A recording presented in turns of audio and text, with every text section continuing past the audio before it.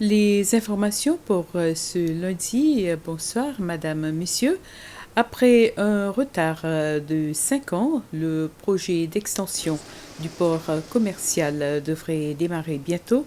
L'annonce a été faite ce matin par le ministère des Transports, Anthony Derjac, après une réunion avec une équipe technique de haut niveau venue d'Abu Dhabi. Le parti United Seychelles a demandé au gouvernement de confiner le pays pendant au moins 2 semaines afin de contenir la pandémie de COVID-19. United Seychelles a donné une conférence de presse pour exprimer ses préoccupations concernant la situation de la pandémie de COVID-19 dans le pays.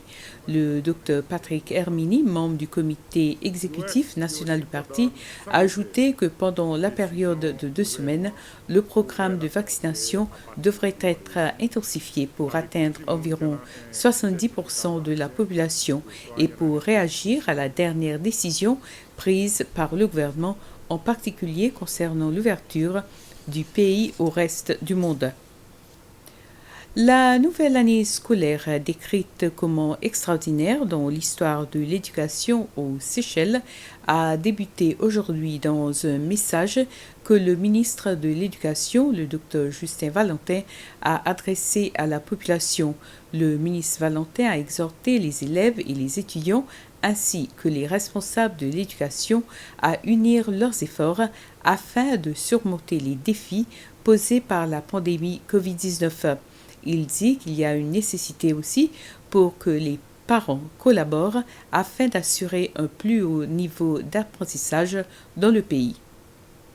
Je me tourne vers vous pour vous demander de renouveler une fois de plus vos engagements envers, d'une part, l'éducation de vos enfants et d'autre part, l'institution scolaire qui les accueille. Ce n'est qu'en faisant cela que nous pouvions ensemble réjouir de leur succès et de nos accomplissements. N'en doutez pas la valeur de votre soutien, car tout soutien a sa juste valeur. Le ministère des Terres et du Logement a annoncé que tous ses bureaux sont fermés aux membres du public en raison des restrictions de circulation dans le pays.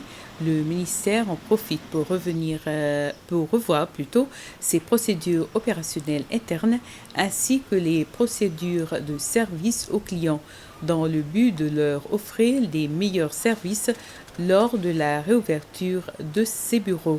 Le ministère dit qu'il encourage le public à utiliser sa page Facebook ainsi que son adresse e-mail pour suivre le statut de leur demande de terrain et de logement, pour faire de nouvelles demandes ainsi que pour obtenir d'autres informations liées à ce ministère.